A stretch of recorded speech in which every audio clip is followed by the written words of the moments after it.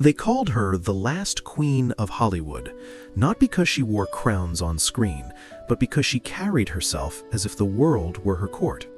Violet-eyed, unyielding, fragile and ferocious in the same breath. Before the cameras, she was a goddess.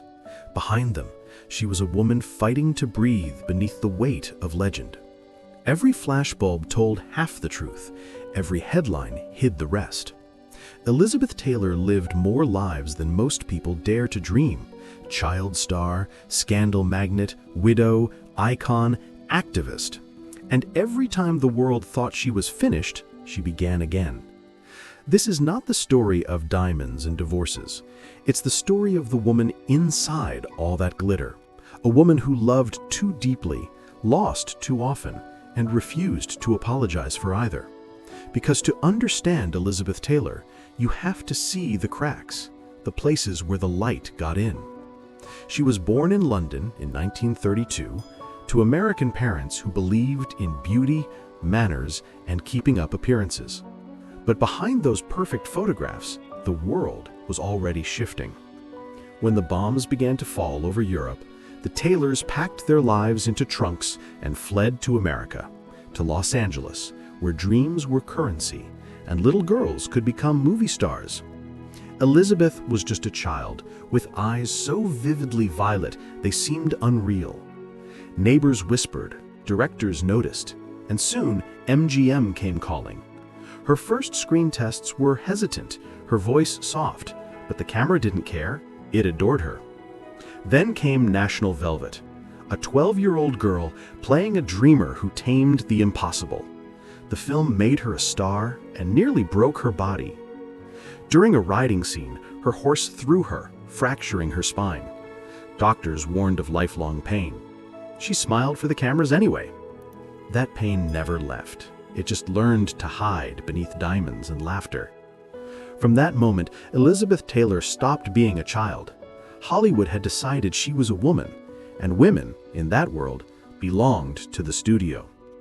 MGM had created a star, but not a puppet. They tried to dictate what she wore, who she loved, even when she smiled. But Elizabeth wasn't built for obedience.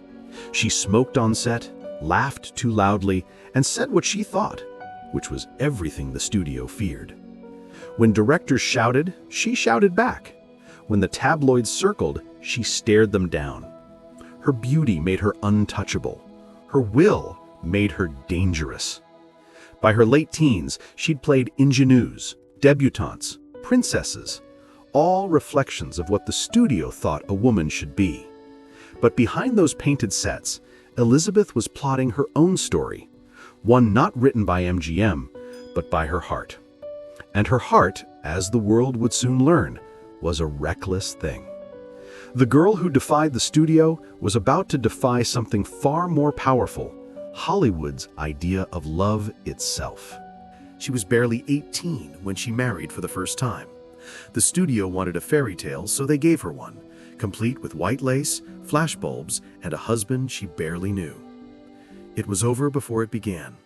By her early 20s, Elizabeth Taylor had already lived 3 lifetimes, divorces, rumors, a growing sense that love, for her, came wrapped in disaster.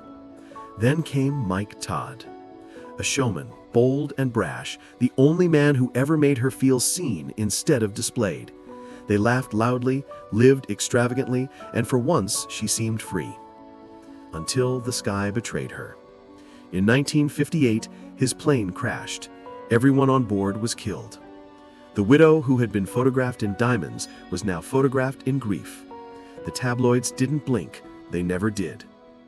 In her sorrow, she turned to comfort and found it in the arms of her best friend's husband, Eddie Fisher. Aaron gasped. The studio condemned her, but Elizabeth didn't flinch. "You can't break up a happy marriage if it wasn't happy to begin with," she said softly. The scandal was brutal, but she emerged from it radiant, unstoppable, a phoenix in pearls.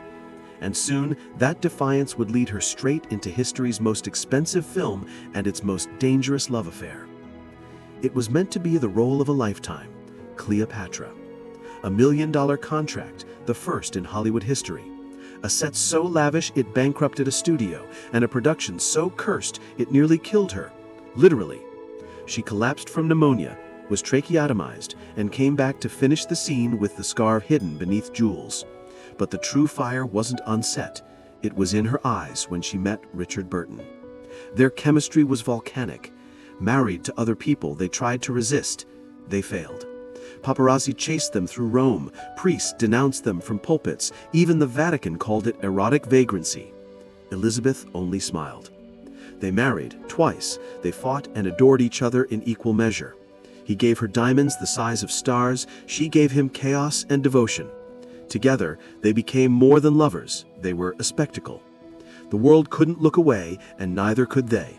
But love like that burns everything around it. Their passion consumed their marriages, their sanity, their peace. They divorced, reunited, and divorced again, unable to live together, unwilling to live apart.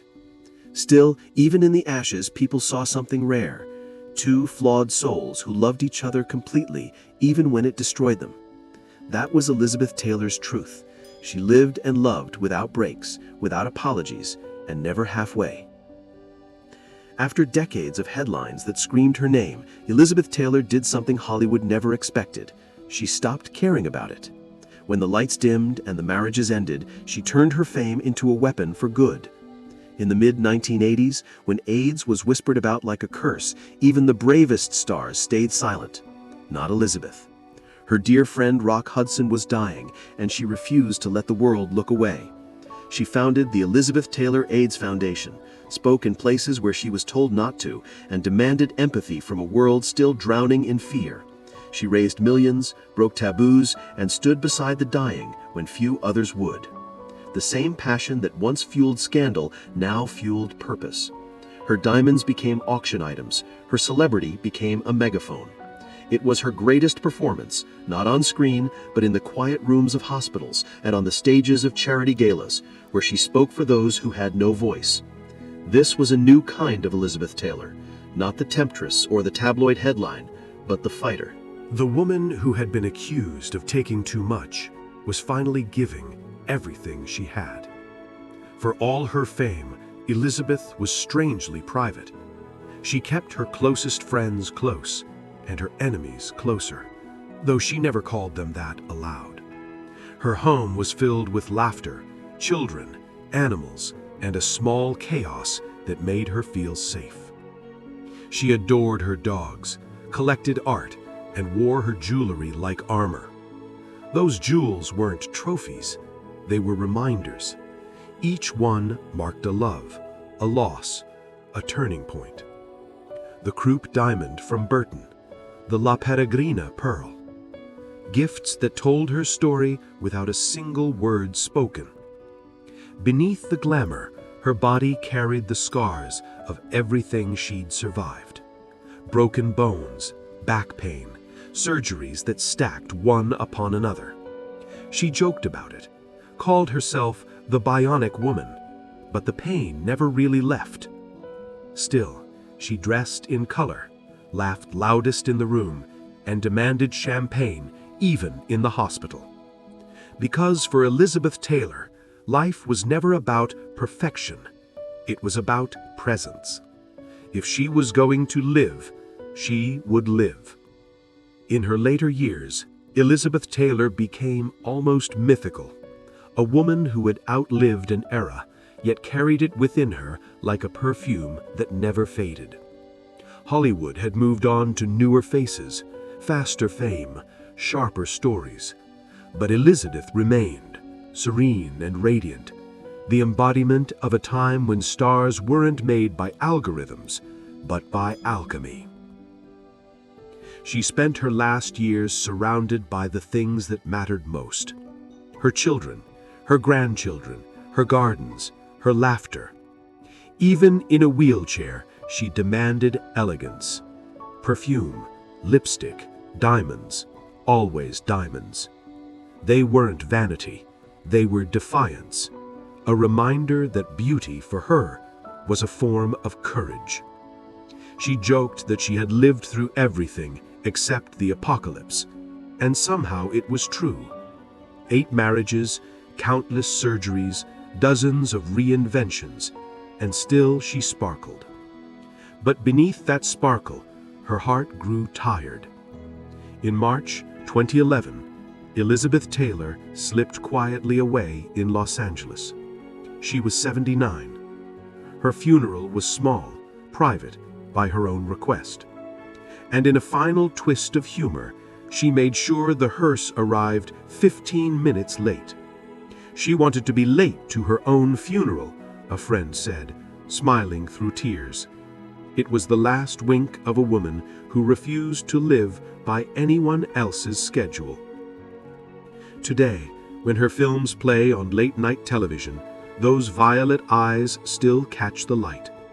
You can feel the weight of every love, every heartbreak, every triumph inside them. Because Elizabeth Taylor was never just a movie star. She was a mirror, reflecting the beauty, the chaos, and the hunger of being human. And as the screen fades to black, you realize something simple. She wasn't trying to be perfect. She was trying to be real.